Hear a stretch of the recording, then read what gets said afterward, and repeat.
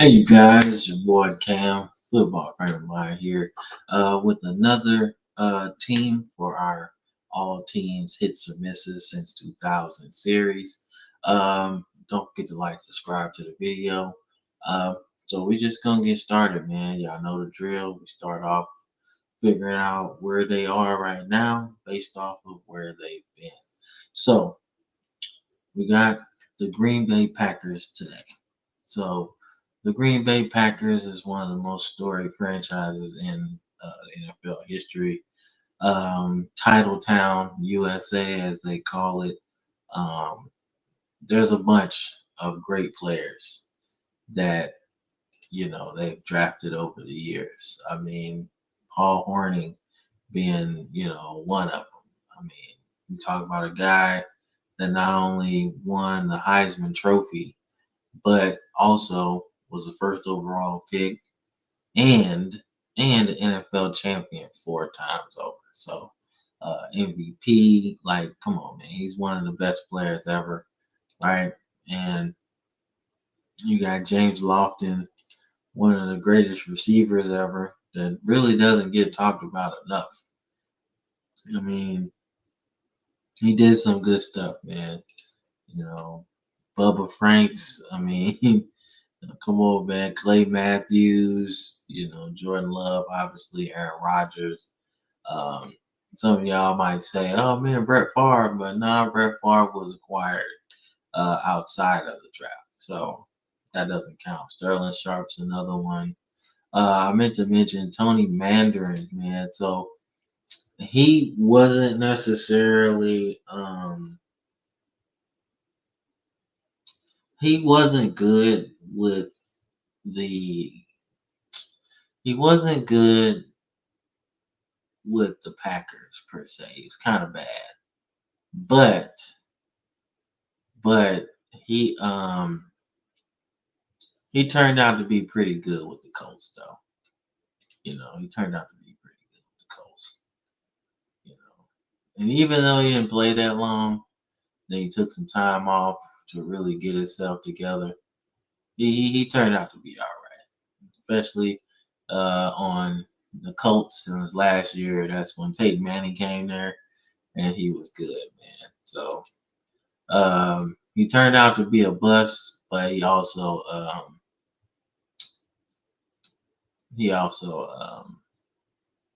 came back and had a redemption story. So that's pretty cool. But like I said, the 2000s for you know what? Let's start with Bonnie Holiday because I kind of remember him. So the 2000s for the Green Bay Packers was interesting to say the least, right? They had a Super Bowl in the 90s. Um, yeah, Super Bowl in the 90s with Mike Holmgren as coach. So you're entering a new era in the 2000s with Mike Sherman. Mike Sherman was pretty good. He had a nice career with the Packers, man. They went to the playoffs a bunch of times, or a couple times at least I remember. Um, no Super Bowls or anything like that, but they was close though. They was close. Yeah, they was close. They was close. Well, not close to winning, but they had some good teams during his tenure. Brett Favre was still Brett Favre, and throwing touchdowns, but interceptions as well. But you see, he finished with a winning record there. I guess they fired him after they felt like they needed to do something else. But he turned out to be a pretty good coach at Texas A&M too, right? I mean, 500 record all the way through, especially 2010 was pretty good as well. So he did all right. He did all right, man. But the Packers is where it kind of started, but the 2000s was where it was at, man. But nonetheless, man, let's get into these draft picks, man.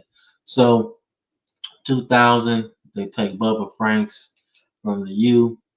Bubba Franks was there for about 8 years. One of Brett Favre's favorite targets.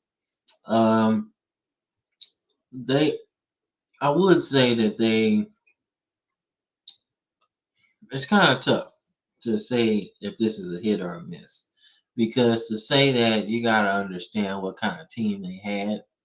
And yes, Brett Favre became kind of an asshole after his playing days, but around this time they was throwing the football.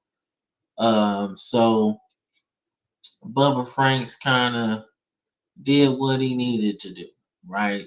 You know, be a good tight end, block a little bit. But to say that they were passing heavy would kind of be a stretch. And I say, damn, Brett Favre's middle name is Lorenzo? Okay. All right. That's kind of interesting. Okay. Didn't know that. But to understand their team, right? You're looking at the running back room, and they had Ahman Green there. And around this time is when he kind of got into his peak of his power. I mean, 2,000, 1,000 yards. And he just kept going and going, right? So, like, to say they was pass heavy, I don't really think so. Because if you are, you don't get 1,000 yards plus like that. You know what I'm saying? So, I don't really know. But I do think Bubba Franks definitely served his purpose. 9 touchdowns, seven in '01 and '02 respectively. '04, you got 7 touchdowns. So definitely good. Definitely a good player. I'm gonna call this a hit. And he got to three Pro Bowls in a row. So yeah, yeah, most definitely I call that a hit. 2001, 10th overall, they take Jamal Reynolds. This was a miss. Um, yeah, this turned out to be a miss. Nothing too crazy with the team. I mean, only played in 18 games over 3 years and didn't really do nothing else after that. So this is a definitely a miss. But he was an All-American and he was a national champion too. So yeah, so he was pretty good. Just didn't do nothing. But 2002 they drafted a nice stud and Javon Walker. Javon Walker was damn good. Had a knee injury, so it kind of messed up his career path a little bit. But um, nonetheless, he was definitely productive, especially when he got the number one spot in 2004. Turned out to look like one of the league's best receivers. And that's exactly what happened, man. He looked good. Then he got hurt in '05. Then was traded to Denver. I think he was traded to Denver. Let me find out. I don't want to be speculating. Yeah, yeah. He traded to Denver. And he got 1,000 yards. Looked like he was back on track, but things just didn't work out. But this is a hit nonetheless because of the production, especially once he got the number one spot. So, uh, yeah, that's a hit. So, '03, 29th overall, they take Nick Barnett. Nick Barnett was pretty good. He played there all the way until the Aaron Rodgers era. So he did really good with them. Got a Super Bowl All Pro in '07. But he was a constant guy making tackles, man. Look at 100 tackles, 100 tackles, 100 tackles, 100 tackles even with Buffalo. So this guy played and he delivered. So this is definitely a hit for the Packers, man. So '04, 25th overall, they take Ahmad Carroll. Kind of remember him, but not too much. And that's kind of why he was only there for 3 seasons.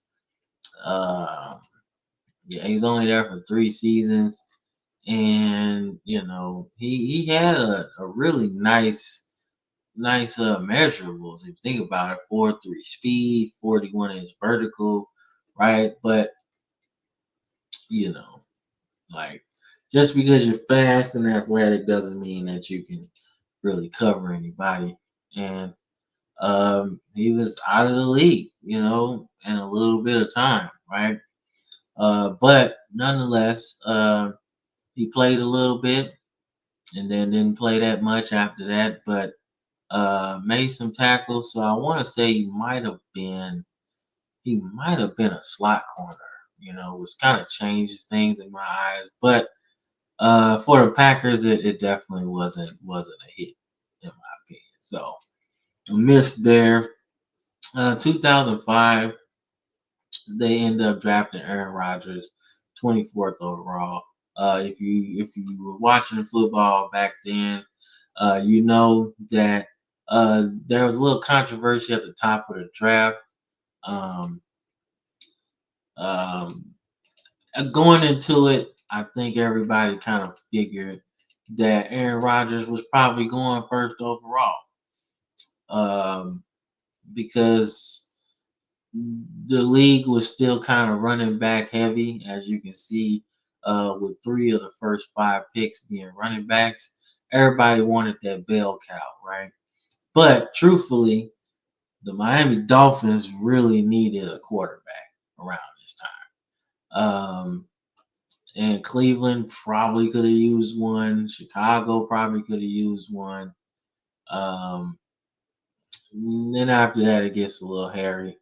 But the fact that he slipped all the way to 24 lets you know that these teams weren't really doing much scouting at all, because you let a team that didn't necessarily need a quarterback at the time draft a quarterback for the future, and it turned out to be one of the greatest players to ever play this game. Yes, Aaron Rodgers has a sense of entitlement, and it's sad to say he kind of earned it. I mean, because look at his career stats, man. I mean, he didn't even really get any playing time until '08. That's when he really got his shine on, right? Once Brett Favre left and one of his retirement publicity stunts or whatever. But it worked out. It really, really did. Sitting and learning, observing, because Brett Favre really wasn't going to teach him nothing. And that kind of scarred Aaron Rodgers in a sense, because when it came time for him to teach the young guy, he didn't want to do it. So, but nonetheless, man, Aaron Rodgers was a hit for them. Got them a Super Bowl, got them some MVPs. It worked out.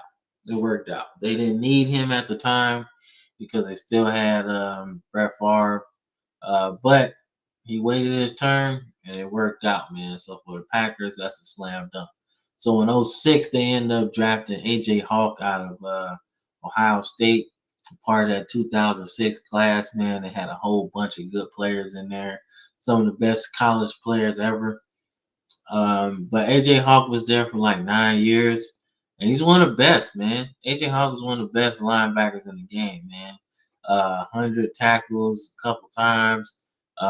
Got He was on that Super Bowl team as well. Um, Not like a Pro Bowler or anything. I think he was vastly underrated.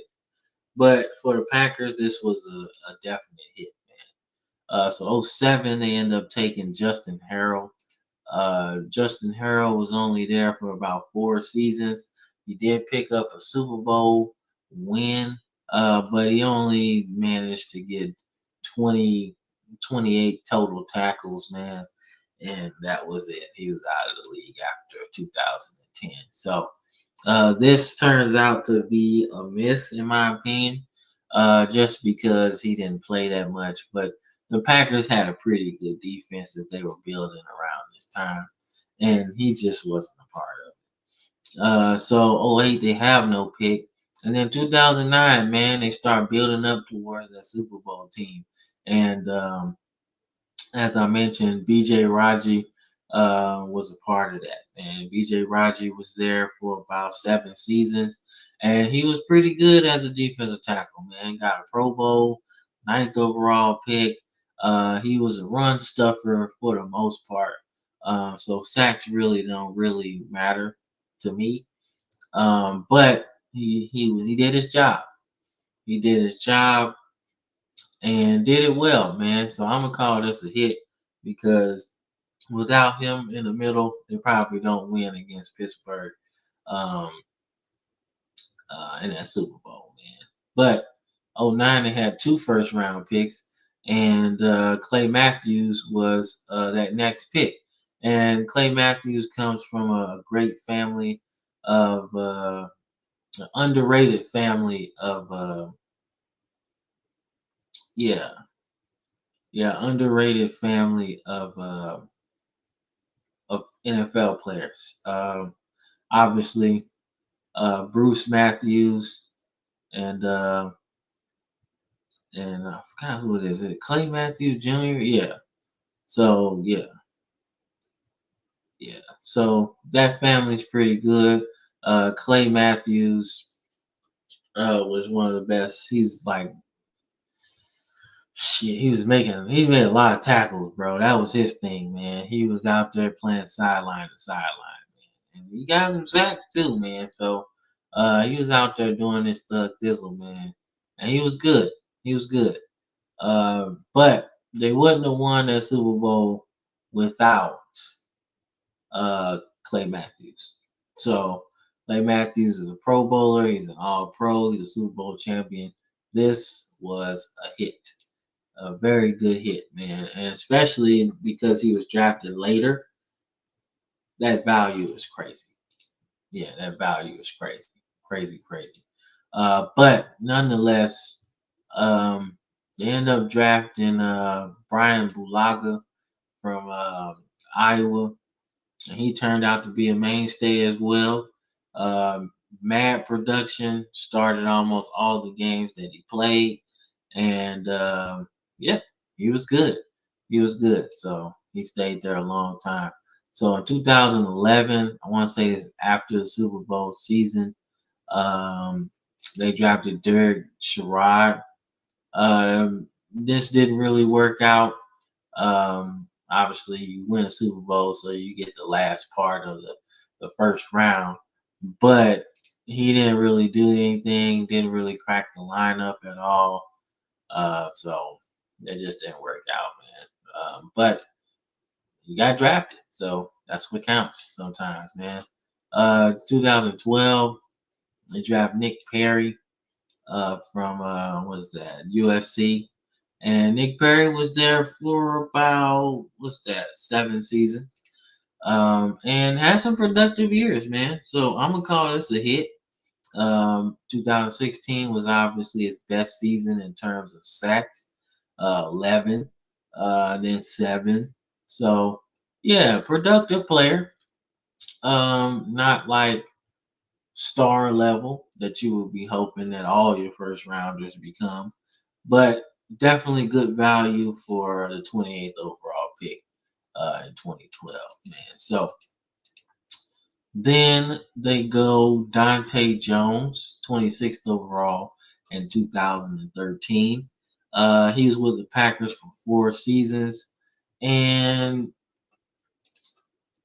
I mean, he played. So I want to say this is more of a roster pick than anything, right? You know, it's more of a roster pick, roster booster, right? So not like too much, but he did end up playing a lot, right? He played a lot, so but it was more so, yeah. He was more so like right here it says, uh, although he was a functional rotational player, he was unable to develop into an effective pass rusher and lived up to those expectations. So, yeah. So that's kind of what I see in the numbers anyway. Like he played a lot, He was healthy with the Packers, and he just never really developed into anything special. But productive player nonetheless. So I'm gonna call it a hit. It's not a miss because he still was on the team for a long time, and they used him. They used him. So 2014, they go to the Alabama well, and they draft high Clinton Dix. Clint Dix was pretty good. He played with them for about 5 years. He was good at Alabama. I really enjoyed him. But he played majority safety man before they moved him to Washington, and then he moved on to Cleveland and then Las Vegas and stuff. But for the Packers, he was damn good, man. He was always around the football, making plays, getting interceptions, all of that, man. I actually thought he played a lot longer than this, but um, now he's part of the he's director of player development at Alabama, giving back to that next young generation. And hey, he was one of Nick Saban's knuckleheads, but it turns out to be one of Nick Saban's favorite players, man. So this is pretty good. He was a hit for the Packers, man, most definitely. So 2015 they go cornerback again, and they draft Demarius Randall, and pretty productive guy. I mean, pretty productive. Like, I don't know why you get rid of a guy like this, man. He's making some tackles. He obviously got, what's that, 7, 10 interceptions with the Packers alone. Um, so I don't know, man. I don't know why they got rid of him. I don't know. He was on injured reserve. He was a starting corner in 2017. But they traded him for Deshaun Kaiser. Really? Ew. Deshaun Kaiser, bro, with the Packers? No way. No way you get rid of this production. Wow, that was a horrible trade. That was horrible. And then he have like one of his best seasons with them.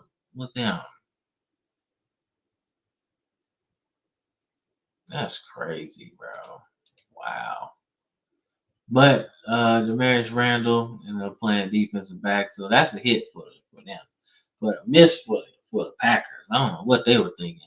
But 2016 they go Kenny Clark, man, and he's still there. He's still there with the Packers, and he's been a three-time Pro Bowler. He was in the Aaron Rodgers era, and now he is in the Jordan Love era. He's productive, 35 sacks in his career, and productive, especially in the middle, man. So, and he signed a new 64 million dollar contract extension. So he's there for the long haul. So, but this is a hit, man, nonetheless. 17, they have no pick. 18 with the 18th overall pick. See the irony there.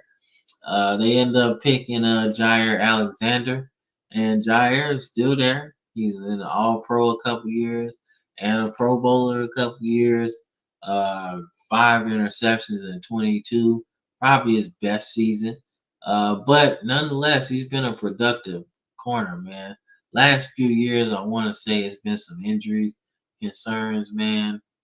Um, yeah, and quad and then PCL injury in 24, uh, and then 23, a back injury, couple weeks he was out with that. So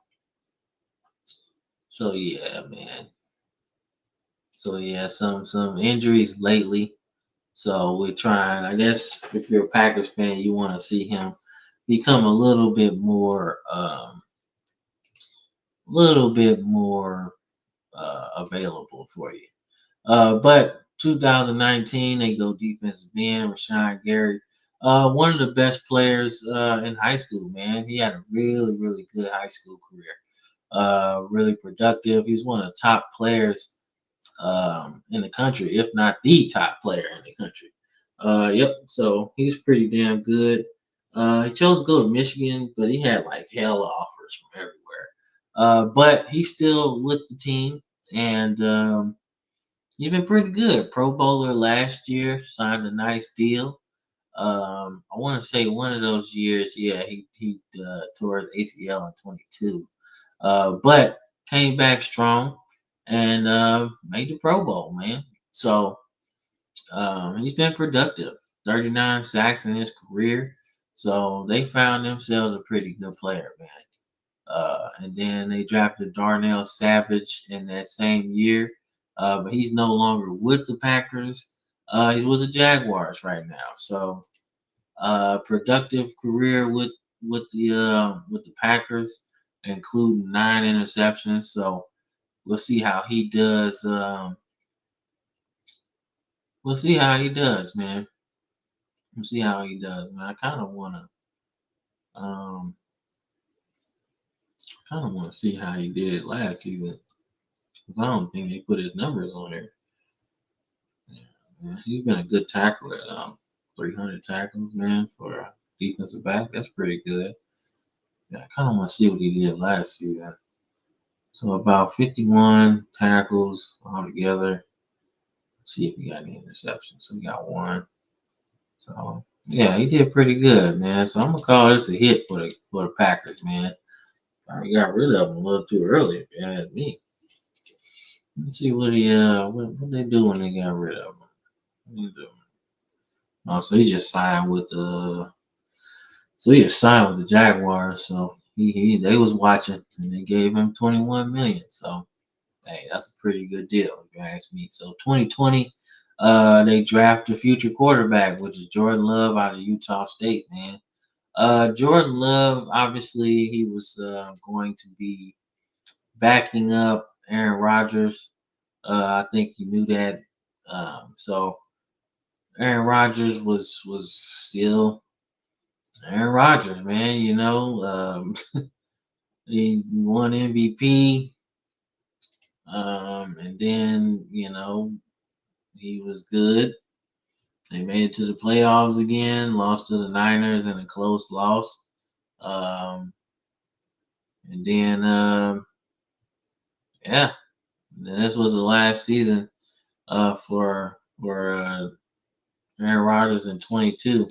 So when 23 came around and Aaron Rodgers was gone, this is your guy, right? And he led them right to the playoffs, and they beat up on the Cowboys, but ended up losing a close game to the 49ers. But he's been good, man. He's been good. A lot of people say, man, that contract extension that he got was kind of like, the 220 million dollar contract extension he got was not warranted, man. But when you look at the numbers, um, there's a connection that he has with Matt LaFleur. Matt LaFleur, obviously, it's no secret that he and Aaron Rodgers didn't see eye to eye for real. Because I guess Aaron Rodgers wanted to do his own thing. And you can't be mad at Aaron Rodgers for wanting to do his own thing because he earned that right because he's a Super Bowl champion and an MVP, right? And you're the new guy. You have to learn how things work around here, right? Aaron Rodgers earned the right to be a little bit hesitant to really give all his confidence to the coach, right? But that is not how a leader should be, though, because he has been appointed head coach. So if you don't have confidence in the head coach, what do you think the rest of the team's going to do? That's why I say Aaron Rodgers is a great player, but not a good leader, right? That's the difference between the two. And now, since he's gone, there's been a really good connection between Jordan Love because obviously Jordan Love's trying to learn the quarterback position. in totality because Aaron Rodgers probably taught him nothing, at least from a one-on-one perspective. But in terms of like him just being a sponge, I think he learned a lot, in my opinion. But 2024, they made the playoffs, man. They finished third in the NFC North, which is kind of hard to do. It's kind of hard to do that and make the playoffs, man. But they did it, and he'll be back as a starting quarterback. And I expect them to do some good things. We'll get into what I think they need to do in the 2025 draft at the end of this. But Jordan Love's been a hit, man. He's been a hit, and we'll see if he can keep growing and getting better, man. So, but 2021, I would say not necessarily a reach, but I didn't expect Stokes to go this high. But when you look at some of like his metrics, ran a 4.2, right? And 38-inch vertical, man, with 14 reps on the bench press for a defensive back is pretty good. He's got good height, got good size, everything. So when you broke it down into the minerals, it looked pretty good, man. It's a good pick, man. Good pickup, right? So he'll be on the Raiders this season. He signed a 1 year deal with them. But he's been all right. He just hasn't been healthy. But if he can put it all together with the Raiders, they got a shot to do some shit. But we'll see. We'll see. But that first season with the Packers was pretty good. So I'll say inconclusive though, because he missed some time. But kind of want to see what he did in 24 though. So 24, so he's kind of a nickel guy in 24 because he played all the games, in all the games, but only started seven. No interceptions or anything, but eh, so we call this a hit. I think it worked out, man. But I think it is a make or break season, obviously, for him with the Raiders in Las Vegas, because he's on a 1 year prove it deal, basically. But he's 26, so right, he's still young enough to really make a chance. Make well, not make a chance, but to make a career out of this, right? But 2022 they get two picks, man. 22nd overall pick, they pick Quay Walker, one of those Georgia guys that just seem to be playing. He's still on the team, and he's been damn good, man. 100 tackles, man. The durability is starting to kind of be a question mark a little bit, in terms of like him not playing all the games, right? 14 and then 9. Like we can't have that, right? But nonetheless, even in 9 games, he still has 72 tackles. So, and then even in 14 games in 2023, he still had 108. So, if he plays all the games, he's getting 100 tackles a season. So, this is a hit. He's still on the team. He should be coming up on a contract real soon. So, yeah. But 2022, they also doubled up with Devontae Wyatt, from Georgia as well. He is a national champion, and he's still on the team, and he's pretty productive, right? Been more or less a role player, but I expect him to get some good minutes this year, simply because he's been productive, right? So I'm gonna call this a hit so far. 2023, they end up drafting Lucas Von Ness. Um, it's still too early to tell, but he's a defensive end, and he's probably gonna get a lot more playing time this year. Probably. And that's productive for a guy that's not starting anyway. But productive, productive, man. So I kind of want to see what he did last season. So yeah, so 7 sacks, 3. So yeah, I expect him to get a little bit more minutes this year, and this would be cool, kind of breakout season for him because they're gonna need him because they fighting an uphill battle in that conference, in that division, should I say, is pretty tough, man. So you got the Lions in there. They obviously won like 15 games last year. And then you got the ascending Chicago Bears. They made a lot of moves to try to win, including head coach and offensive line help. Um, and then you got the Vikings in there. And who else is in there? And you got them. So, yeah. So, we'll see. We'll see. I don't know. I don't know. So, that division is going to be kind of tough this year. But yeah, so then they go offensive lineman. They draft Jordan Morgan. He's still there, obviously, but he only played 6 games, so that's not a good look. But hopefully, he can get it together and play a little bit, man. So in 2025, they got the 23rd overall pick. So I'm thinking they need a receiver, man, because there's been a lot of talk about there's been a lot of talk about them not having a good receiver, man. And I kind of agree. They need a number one, somebody that's gonna really do what it do. Christian Watson is probably the closest you're gonna have to a number one receiver. He played FCS, so he's a four-time national champion at North Dakota State. But he's somebody's got to step up, man. You gotta step up, and it should be Watson. To be honest with you, he's got the size. I mean, in 29 catches, he got 600 yards. Like, so there's a step he needs to get to because we've seen 600 yards. We've seen that a couple of times in his career.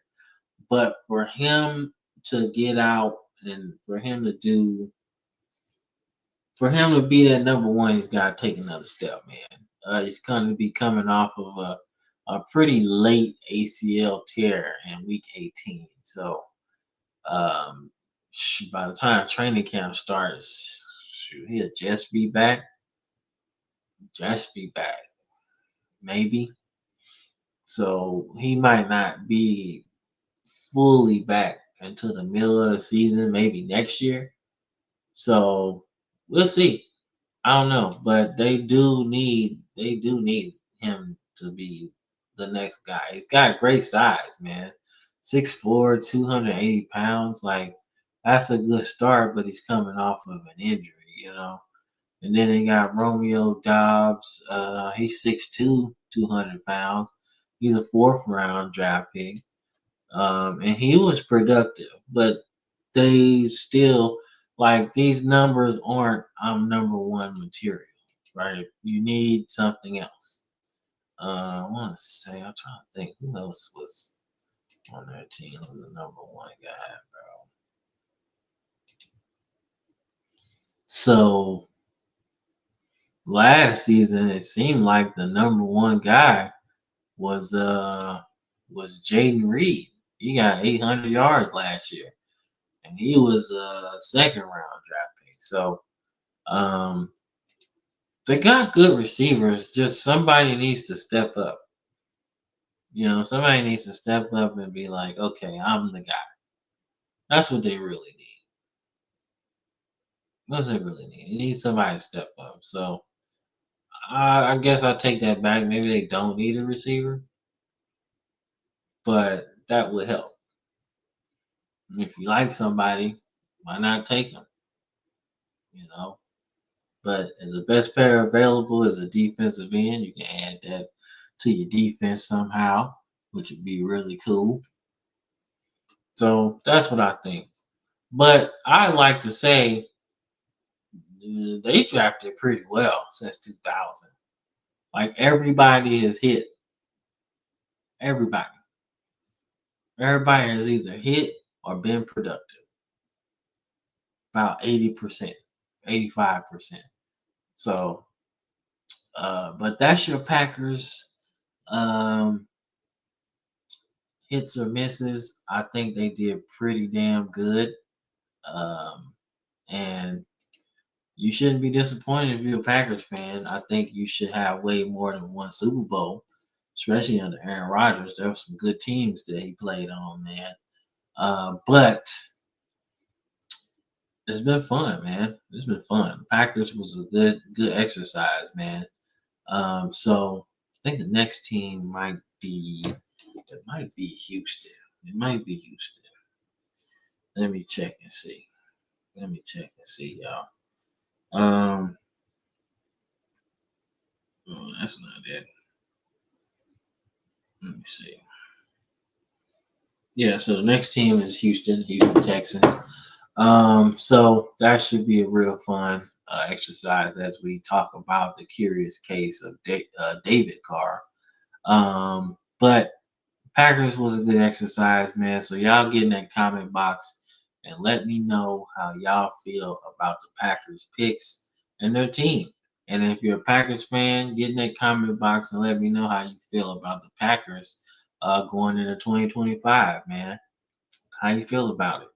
We're gonna break down all these teams as we get closer to the season. But just want to do a little exercise, man. Honestly, refresh my memory. It's a lot of picks that I didn't remember. So this is fun, man.